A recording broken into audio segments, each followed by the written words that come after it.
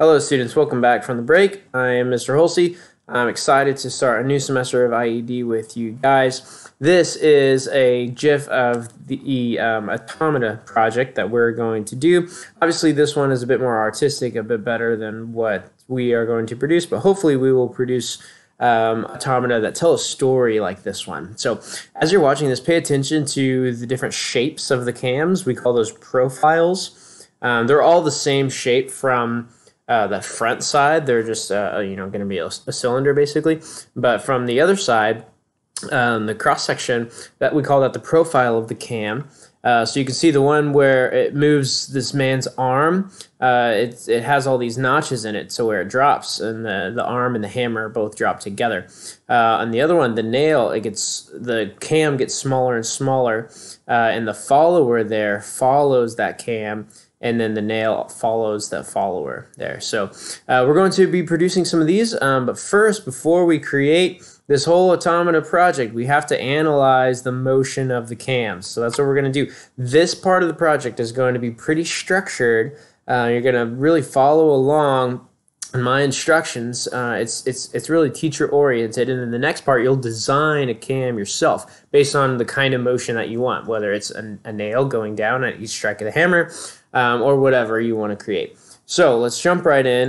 This is the Schoology page that you should see just about. If you click on this, it'll open up your doc, your Google Doc. This should be the same as the PDF that's down at the bottom here. Let me scroll down. This is the Schoology page, and this PDF here, it should be the same document. So you would be opening up this PDF if you're not the one actually typing in the results for the Google Doc. Only one of you needs to work on this as a team. Only one person in the team needs to fill out the doc and submit it. Everyone else can view the doc, view the PDF alongside that first person. Also, you can pull up the presentation here. You can click on this link and this presentation will show up. And that's kind of what I'm going to be talking about briefly, but I really want to emphasize this document because that has all the instructions. You can look at the STEM news if I haven't talked about it in class already. Announcements, hopefully I'll talk about that in class as well. But just so you know, we have notebooks to re-emphasize. We have notebooks coming up right after this project. So here are all the steps. Get started, model a cam, assemble the automata, simulate the motion, and analyze the data. Let's just jump into step one, get started. Step one, you need to fill out this chart here, the cam size and the cam shape. I might have already explained these assignments for the shape and size, but here they are again. The first pod closest to the whiteboard, you will all do snails. In the middle, you will do pairs. In the back of the room, you will do eccentrics. Now, I want teams of 3 and teams of 2. Those teams of 4 that I had earlier, I'm splitting you up into teams of 2. That way, one person can do the part and one person can do the assembly. And then the teams of 3, one person can do the part, one person can do the assembly, and the third person can be more of a support role. You can choose to either help the part person or the assembly person, and then come all together after the part and the assembly are created. So here's what you have: 1.5, 2, 2.5, 3. I need you in your assigned seats to have these assignments. And then again, one person from each of these groups, like Snail 2-inch, a 2-inch Snail cam. So there are 2 people here in seats 4 and 5. One person is going to submit the Google Doc for both. So fill out the cam size and the cam shape based on where you're sitting, your members and your roles. You decide who's going to do the model, who's going to do the part, and who's going to do the assembly. Now, we haven't talked about assemblies very much, so you'll be learning mostly from this video. If you feel more confident in parts, jump onto that. It's up to you guys, totally up to you. Discuss what you want to do with your team. Okay, so that's part A. Fill this out. Everything in red here in this Google Doc I want you to fill out and before you submit. So part B, download the automata simulation zipped folder. That is here in the Schoology file. You click on download right here, automata simulation. I need you to make sure this is in your network folder. I'm at home. Obviously, you can tell from what's behind me. I'm at home, so I'm not on the network. I could be, but it's a little complicated. So long story short, I'm not on the school network. You don't see my S drive, and in your case, since your student's H drive, you don't see that drive on my computer. So do as I say, not as I do. You need to download this zip file into your network folder, your Inventor projects folder, not where I'm putting it here. So don't go to your C drive. Don't go to this PC. Don't go to your user profile. Make sure you're in Inventor projects in your H drive. So I'm going to save that zip file. Easy peasy, easy sauce. Inventor projects. Now it's zipped up. So before you can use it, you have to extract.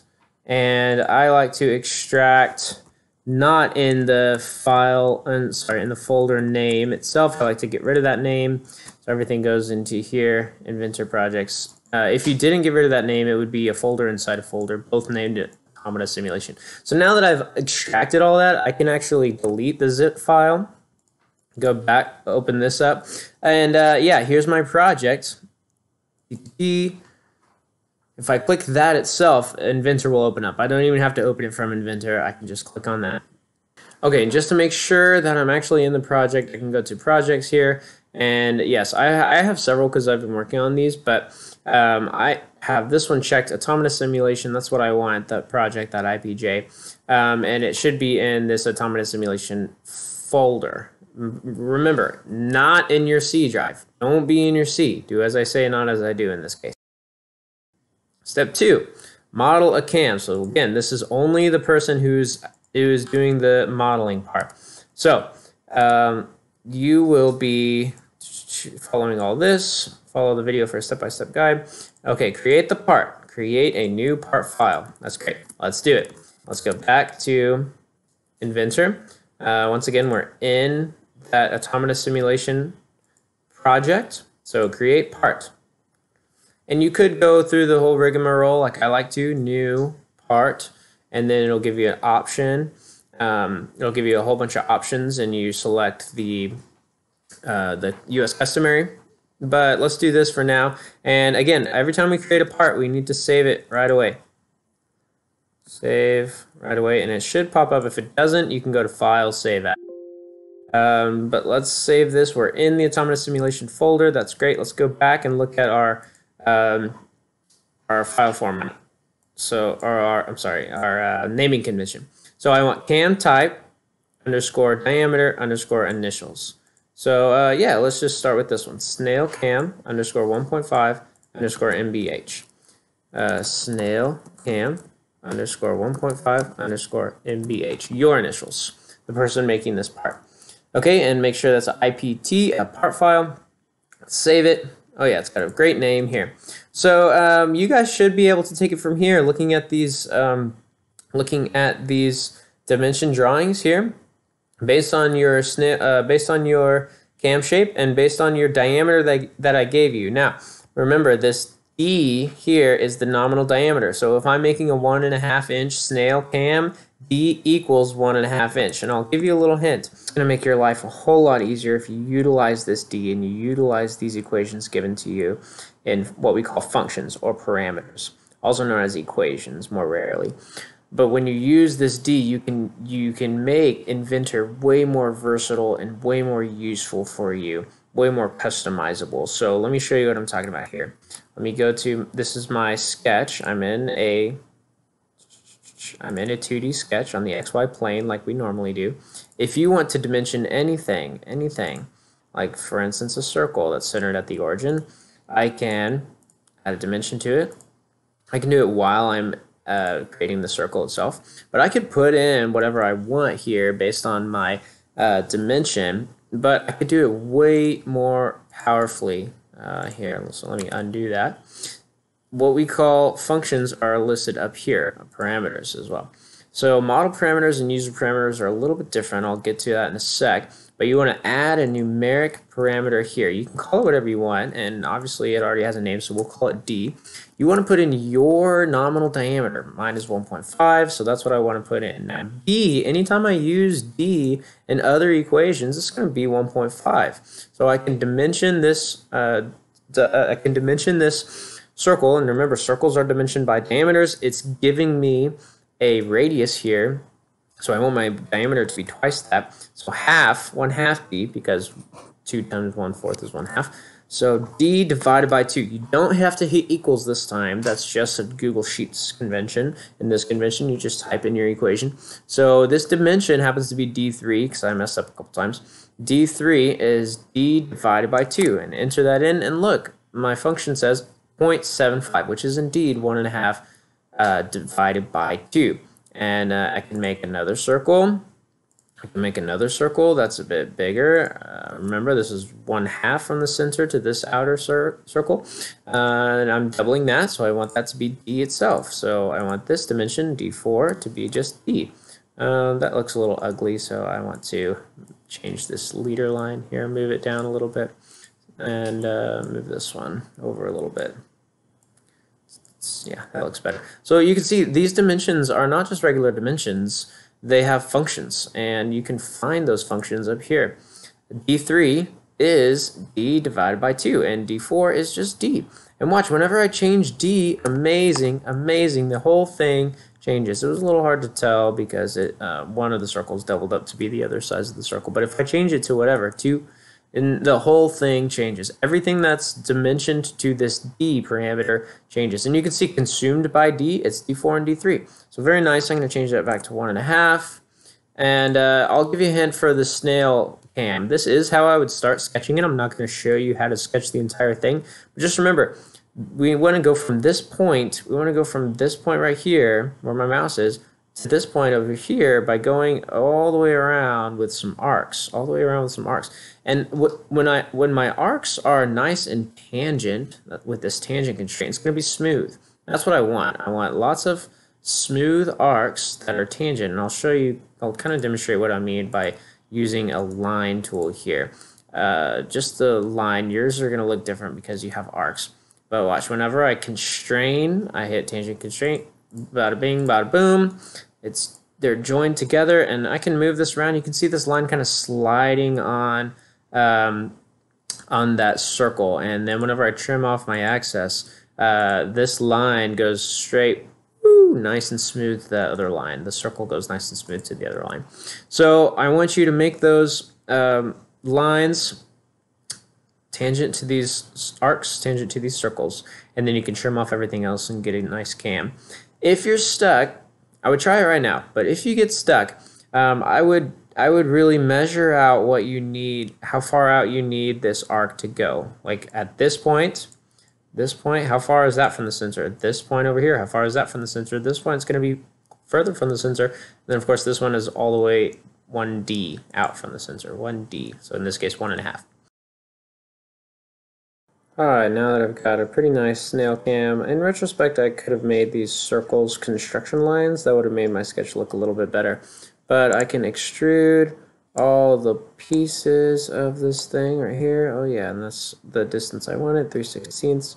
And there we go. Don't forget to create another 2D sketch on this face right at the center for your hole. So if you go back, I found another video, just so you know, this Kisker educational videos. This tutorial is pretty good while I was trying to hash out this cam. So right at that center line, I want right at that center, I want a hole that is the diameter of 3/16 inch, just like the 3/16 here. Diameter hole is 3/16 inch. So I can go ahead and add that real quick with a circle right here. That dimension, I want that to be straight up 3/16. Has nothing to do with D. So everywhere around it's 3/16. Extrude this face right there and go backwards. I just want to say all the way through. Make sure it's all the way through, no matter what my thickness of that whole thickness of the cam is there. Okay, if you guys are making a pair cam, let's go through this scenario here. Model a cam, create the part. Let's create a new part file. So back in my Autodesk Inventor, hopefully I'm in the right project. You can double check with this project. So Automata simulation looks good. Again, make sure you're in your H drive, your network drive, and not C drive. Create a new part here, or you could go do the good protocol, standard IPT. That makes sure that you're in inches here. Create. First things first, let's save it. We are doing a pair cam, so I want to call it pair cam. I'll go ahead and do a 1 inch since none of y'all are doing that 1 inch. Make sure you have your initials here. Mine are MBH, but make sure you put your initials. Save. And now we're ready to rock and roll. As always, we start with the 2D sketch on the XY plane. And now we want to build this pair. I zoomed into this dimension drawing here, and we're using D. Now, this is pretty interesting. I put this in the last segment of the video, but I'll go ahead and repeat it since not everyone's going to watch the entire video. This D right here, like it says, general notes, D is the nominal diameter of the cam. So pretty cool feature here. Watch what I'm going to do. I'm going to actually use these equations in Inventor instead of doing them in my head and then writing down my evaluations here. So what I can do is I can go to this parameters tool, parameters, and I've got model parameters and user parameters. When I add a numeric, it's going to go under user parameters. You'll see the difference in a bit. But I want to call something D. This is a variable. I can call it 1 since 1, or I can evaluate it to 1 because my D is 1. My nominal diameter. Your nominal diameter is going to be different, 1.5 all the way up to 3, but my nominal diameter is 1 in this case. So D, every time I use D, it's going to pull this value, which is 1. So watch, if I have a, let's see what's going on here. I've got 2 circles of radius. One has a radius of half of 1 nominal diameter, and the other circle has a radius of 1/4 of a nominal diameter, so I can create those. Definitely want this big one to be centered properly, dimension, and remember, whenever you dimension a circle in Inventor, it's going to try to dimension by the diameter. It gives us a radius here because this is just an arc. There are lots of different ways to do this, but I'm going to show you my favorite. This R here is half of a D, so the entire diameter needs to be 1D. So let's just call it D. And whenever you evaluate an equation here, you can type in whatever the equation is. In Google Sheets, we do equals, then the equation. In this case, we don't have to do equals. We can just do the equation here. Fortunately, this equation is just D. So punch that in, and then it says 1 right here, 1 inch. And you can see it has fx because that's a function. If you go back up to your parameters tool, you see these model parameters. Those are the ones that we're using. User parameters we just defined without any dimension at all. But now D0 is actually equal to D. And you can see D is used in the dimensions D0, and that's it for now. We will add another circle. Let's see, I want to make sure this circle is up here. And how big was it supposed to be? 1/4 times D for the radius, so the diameter is going to be half of D, D over 2. And you see there are a lot of degrees of freedom here with the circle.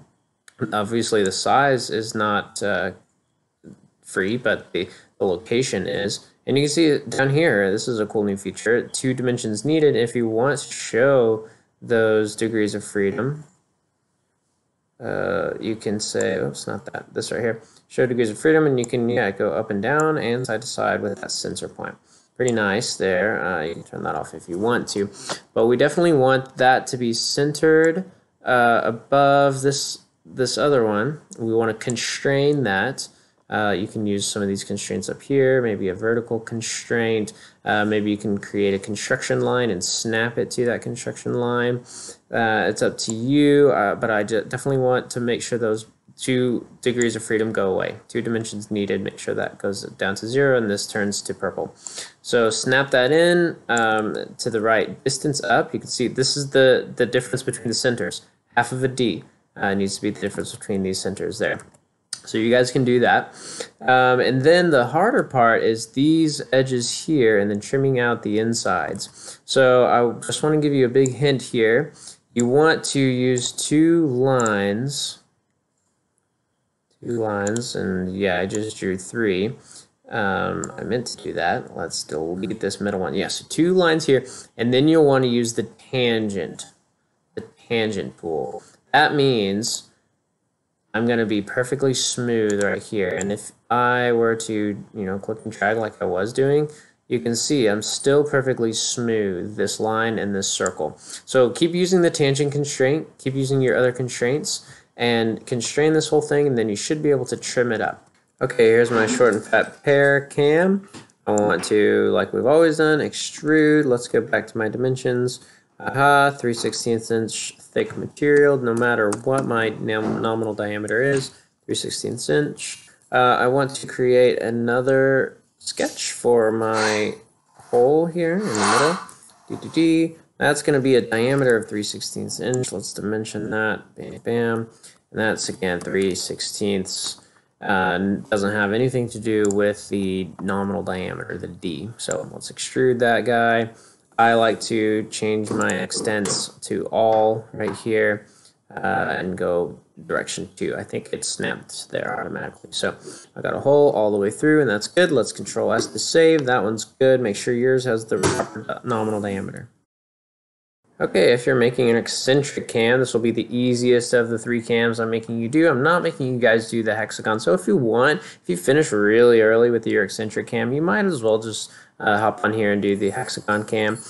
These guys are going to be struggling with the Pear and the Snail cam, so you might go over and help them to make sure we all get finished within the time frame. But I want to go through this whole process with you guys just a little bit, give you some hints on the eccentric cam. So create a new part file. All right, easy sauce. I want to make sure I'm in the right project first. Projects, Automata simulation. Yes, I'm good. Make sure you're in your network folder, not the C drive, as in what I'm doing. Do what I say and not what I do. So I'm in the right project. I want to create new standard IPT. If I want to do metric, it's there, but I just want to do eng create here. I'm just going to show you a couple of new fun tools you can use, and I believe you can do this eccentric cam. I'm going to do it at 1 inch. You can do this eccentric cam by yourself mostly. So of course, start 2D sketch on the XY plane like normal. And this whole thing is just a circle, pretty easy. Now, one thing I want to show you is that if I finish the circle tool, it says I have 1 dimension needed down here in the status bar. That's very handy. And if you want to know what dimensions, you can show all degrees of freedom. And yeah, this is the size. So I can click and drag that point and change the size like we normally do. And that's why it's green. It's because it's not fully constrained. It doesn't have degrees of freedom here at the center where I can go side to side and up and down because I selected the center point. It's constrained to that center point. See, if I hover over it, it says point. So it's constrained to that center point. It can't go up and down side to side, but it can move this way for the diameter. For the diameter, the dimension of the diameter.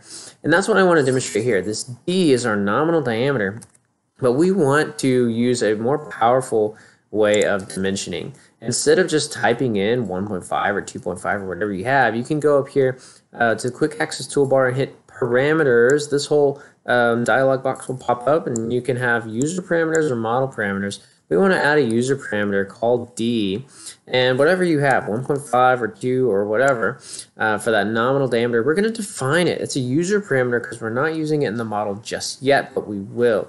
So this thing, luckily for you guys, it's equal to D, but let's pretend, because this thing is so easy, let's pretend that this is actually D times 10. Maybe it's actually 10 times the nominal diameter. So we put in that equation here. Notice that you don't have to hit equals like in Google Sheets. You just type in the equation itself. D times 10 equals, and now, well, it got big. 15 is the diameter of this because we told it to be D times 10.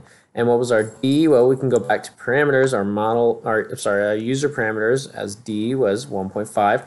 Model parameters, this D0 is actually the name of this diameter. D0 is equal to 10 times D. So when we change D, whatever we change D to, that model parameter is going to change accordingly. So that's very handy. That's going to actually help when you have lots of parametric constraints. These are called parametric constraints. When you have lots of them at once, you change that D and your whole thing changes. It's beautiful, very powerful. So go ahead and you can add this hole however you need to. This is going to be a very easy part to make. Go ahead. A couple of other hints for this eccentric cam. I went ahead and created this guy, dimensioned it. I used the parametric constraint for this dimension. I just typed in d/4. The UL pops up automatically. That's your units. And I dimensioned the size of this hole. And you can add the hole in later. It's up to you. After you extrude this whole shape here, I like to do both things in one sketch. Anyway, there are a couple of things that I noticed. The first one being the parametric constraint that I just talked about. The second one being I still have one dimension needed. Thought I would tell you guys about it. Show all degrees of freedom again.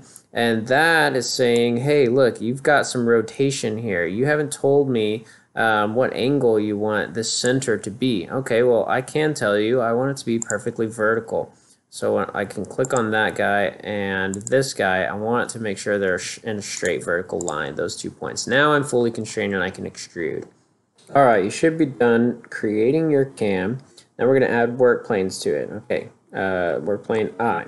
Mid-plane work plane between the flat surfaces of the cam. So I'm going to demonstrate with this Pear cam, but this part of the video will be applicable to anyone who's creating a cam. So I want to create a work feature in the 3D model tab, work features panel, plane, and you can create a plane in lots of different ways. Mid-plane between two planes is what I want. So I can select this back plane. It might make more sense to turn around and look at it. This plane right here. And this plane right here, and boom, work plane 1, sorry about that, work plane 1 snaps to be the midpoint between those two planes like that. That's beautiful. Check on I work axis through the center of the hole, so I can create a work axis, and it actually already shows up, but if you want to be specific, through center of circular or elliptical edge. This is my circular edge. It doesn't matter, this front edge or this back edge. The axis is going to be the same, so I select that edge, and there we go, work axis 1. An axis or a plane actually extends indefinitely, but we can change the representation of it to make it a little bit easier to see. So I just extended the representation of this work axis there. Boom, angle of rotation plane. Sorry if my face is in the way. Angle of rotation plane. A work plane that includes the center axis of the cam hole, which we just created, and if the cam is symmetrical, represents the plane of symmetry of the cam. And actually, you're going to build it the same way. See, it says, note that a snail cam. Make sure you read that. It's important to understand, but actually, you're going to build it the same way if you do have the snail cam and it's not symmetric. So we have this axis here, and we want to create a mid-plane. Basically, if the Pear cam was my face, I want to be creating an axis this way because it's going to rotate based on that work plane. So first, the best way to do that is by creating a point, because I'm going to end up using this guy here, parallel to plane through a point, that type of plane. So I first want to create a point, and what point do I want to make? Intersection of plane slash surface, and a line. You can guess what the line is. It's this line we created, and the plane or surface is this front face of the cam. And you can see that pop up already. I can zoom in and turn it. That point right there that we just made, that's a work point. You can see in the browser, work point 1, when I hover over it, work point 1, is right there at the front face. Not in the middle, but at the front face. Let's go back home. That point is what I want to select when I choose a plane parallel to the point. Parallel to a plane through the point. Now, I don't want it to be parallel to this plane or that plane even, and I can't select these round planes. What I want is a reference plane from the origin. So back here in the part browser, drop down the origin folder, and you can see all these planes that we had when we created 2D sketches. YZ plane is what I want to make it parallel to. The YZ plane, and now it says in the taskbar down here, in the status bar rather, select plane or point. I want this point, bam, and now it just basically looks like that YZ plane. I just wanted to make sure that it was going through that point. So again, I can change, sorry about that. I can change the representation of it by clicking and dragging these corners to make it easier to see, but it extends indefinitely actually. So whenever I create something that's parallel to it, I don't want to do that. But even if I had clicked and dragged like that, it would still be parallel. It just looks like I'm moving it around. I just really wanted to grab these corners and extend them out. Grab the corners. Grab the corners. There we go. Whenever you hover over the corners, it will give you this little indicator that says, maybe you have to be on this other side.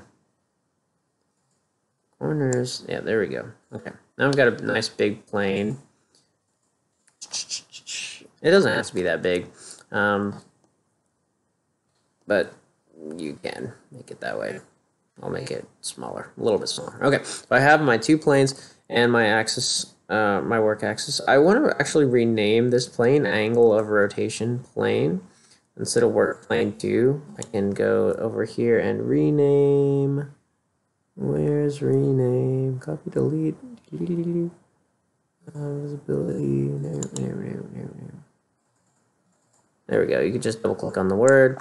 Angle of rotation plane. It's a plane that indicates the angle of rotation. So we're done with that part. All right, assembly people, here's what we're going to do. We're going to first add our part to the assembly. You can go in here, make sure that you have your project open, Automata Simulation. Make sure you're actually in the network drive, not the C drive. Do as I say, not as I do. And you can open, whenever you hit open, it's going to pull up the files that are in this folder where your project is. That's why it's important to keep all your projects organized. So it's going to pull up all this stuff. You can open up this test assembly. I already did. So I'm going to pull it up here.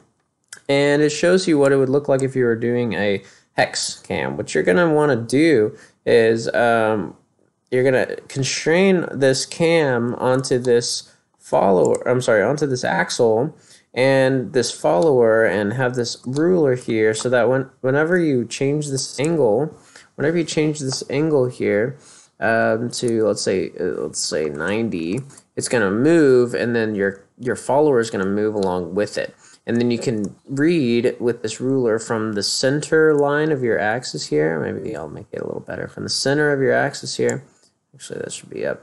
The center of the axis to the top of the follower, and that's what you're going to record for all of those degrees. But first, let's do our assembly. Let's ignore this test file, this test assembly, and let's actually open up the real Automata simulation.iam assembly file. Changes have been made. That's probably what it's going to say, because we're in 2018. We're in the 2018 version of Inventor, and now you can see the box, the axle handle, the follower, and the guide, and some of the constraints that are already in there. So that's pretty nice. You don't have to create all of that, but this box is going to get in the way once we start to put in our cam. So I'm going to right click on it and hit visibility. I can also do it over here in the part browser, right click and then uncheck visibility right here, or Alt V. But I want to get rid of that. It's not actually gone. I can make it visible again, but if I make it invisible, I won't accidentally click on it and it won't get in my way. So I'm going to get rid of it for now. Into this assembly, I can place a part. You are going to, whenever your partner is done creating the cam, you're going to place the cams that he or she creates in here, and then you're going to do that with that instead. But for now, you can test with the hex cam. So that's what I can pull up too. And then you see this little ghost figure shows up around your mouse. You can click to place it, but before I do that, I can right click and rotate it the right way that I want to. I want it to be facing our axle handle, just like that. Okay, so I place that in. I'm a little angled here, so that looks better. And then I still have this ghost, so I want to escape that place feature. So there we go. I've placed it. I've done I and I. Now down here, add assembly constraints. This is where the real magic of assemblies is. Mate the mid-plane work plane of the cam to the work plane that passes through the center line of the follower rod. So this plane here and this plane here. And that mate is in constrain. All these constraints are right here in this tool. Constrain, and it's an assembly constraint. Right here, it's a mate constraint, and it's asking me to select 2 geometries. Pick the first geometry to constrain right here. I actually need to hover over the outline of this work plane. This is the mid-plane work plane. And then you see this little arrow pointing out. That arrow can come in handy whenever you're doing flush versus mate, but right now it's symmetrical, so it doesn't matter. That plane and that plane, tick them together. You see those arrows pointing back to back. This way is the same way because it's symmetrical, like I said. But I just want to apply that there. Next, I mate the center axis of the hole in your cam with the center axis of the axle. Easy. I'm doing another mate constraint. So let's pick your first geometry down here in the status bar. I can pick this axis and this axis. Ding! I love that sound. So now I made the plane of symmetry of your cam to the work plane through the center axis of the axle. Plane of symmetry of your cam. The plane of symmetry would be right here. This angle of rotation is the same thing. This angle of rotation to the work plane through the center axis of the axle, which is this work plane here. Being mated. All right, so now they're good. Now when I rotate my axle, it'll rotate the cam as well. Pretty nice, pretty handy. That's what that test is. Ignore any interference between the cam and the follower because they are not mated. That's perfectly fine. That's actually what we want right now. So then place a translational constraint. That means whenever I rotate this thing, the follower is going to bounce on top of it. And that's what happens with our test right here. You see, if I go in here and suppress that constraint, that it's not gone. It's just like it's not working. I can rotate that thing, and then you can see the follower bouncing up on this cam, bounce. And that's what we wanted to do over here. So I want to move it up a little bit so I can see the surface, but I want to constrain, and then go to translational constraint. Now it's a little bit different. It's gonna move hopefully with moving face, transitional face. I'm sorry, transitional constraint. I said it wrong. Transitional constraint. So the moving face, let's check. Let's pretend that's this one, and then the transitional face, this one. All right, it worked. So apply before it's done. And now if I close out of the constraint, I can test it again by rotating the handle. And it should bounce up and down. Bouncy, bouncy, bouncy, bounce. Just like I want it to. It's a little slow, but bounce, bounce, bounce, bounce. That's what we want. Great. So next, add an angle constraint. So I can rotate my cam and orient it such that the follower is in the lowest position. It's probably going to be somewhere right there. Turn on the visibility of the angle of rotation work plane that we had before. It's under the hex cam. It's already on. It's already visible. It's already checked. So that's good. If it's not, make sure that it's checked. Turn off the visibility of the mate with mid-plane work plane associated with the follower. Let's go to the follower, mate with mid-plane of cam. Okay, we already mated it with the mid-plane of cam, so that's why we want to take that visibility off. It's a little bit easier to see now. Turn off the visibility of the mid-plane work plane of your cam. That's what we mated earlier. We didn't name it, but that's the mid-plane work plane. Okay, and now it's a little bit easier to see. Place a directed angle constraint. It's a different kind of constraint with a value of 0 degrees between the cam angle of rotation work plane and the angle of rotation work plane associated with the follower.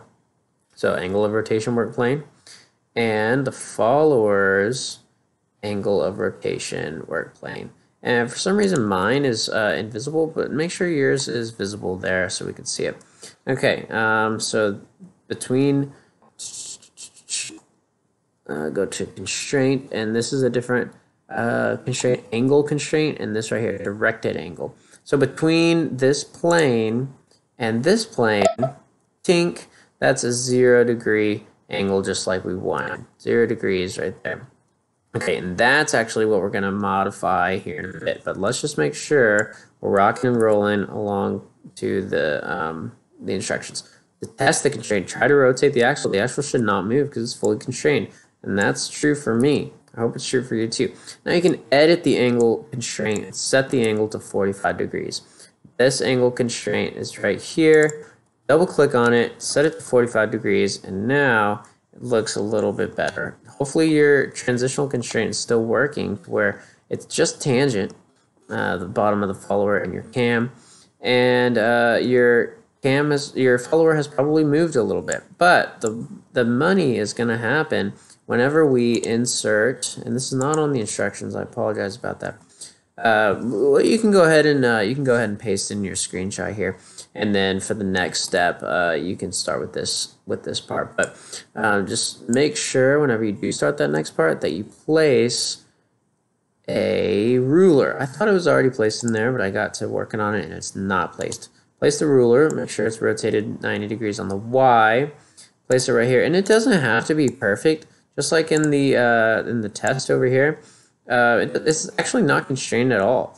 We have just lined it up so that way we have the bottom of the ruler on the axis, just about, and then you're going to measure the top of the follower here, wherever it lands. I could even move it closer in, maybe exactly right on the thing. It doesn't really matter because we don't care about interference. We're just using this ruler to measure. So yeah, I'm looking at probably 6, a little bit over 6. Maybe, let's see if that's a half, that's a fourth, that's an eighth. Maybe 6 and 1/16 is what I can measure with that. That's what you're gonna do when you actually go down to step 4 and simulate the motion. You'll put in all of those angle of rotations with your cam, not with this hex cam, with your cam, and then it'll that's how you get all your data there. So lucky you, I just talked about step 4. Use the ruler, measure the height of the top of the follower, and then fill in that data there, and then you'll create a motion graph of your data.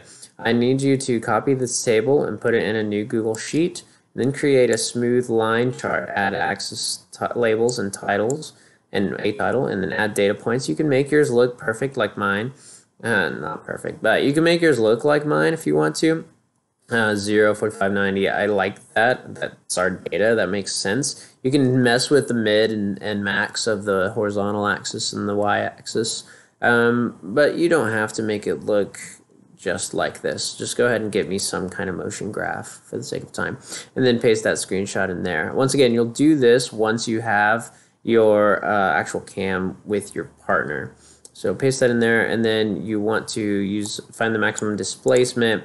That's equal to the range of the data you measured above. I think you should be able to do the rest of this without this video, so I think I'm going to stop here, but let me just flip through real quick. Analyze the data. Yeah, we'll do that together because whenever you find that maximum displacement, you're going to put that value in this box and submit it to the form, and then we'll all have our maximum displacement for all 12 cams, and then we'll be able to create a nice graph here with 4 nominal diameters for each shape, and then the maximum displacement here, and then we can analyze it. So that's the rest of this document. That's the rest of this part of the project. Hopefully this isn't egregiously long, unbearably long. Hopefully you can have a nice time back, kind of a crash course back into this stuff with assemblies, with constraints, with lots of other analysis. We've got mathematical modeling, we've got displacement, we've got lots of fun stuff, and it's all culminating up into this big Automata project. Hopefully you guys can create some really, really cool stuff, which is the next part of the project. So anyway, see you later. Have a good one. Bye-bye.